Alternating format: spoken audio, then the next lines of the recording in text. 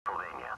The National Weather Service in Pittsburgh has issued a severe thunderstorm warning for southwestern Greene County in southwestern Pennsylvania, northeastern Wetzel County in northern West Virginia, northwestern Monongalia County in northern West Virginia, northwestern Marion County in northern West Virginia, until 5:45 p.m. At 5:17 p.m., a severe thunderstorm was located over 100, moving northeast at 35 miles per hour. Hazard, 60 miles per hour wind gusts and quarter-size hail. Source, radar indicated.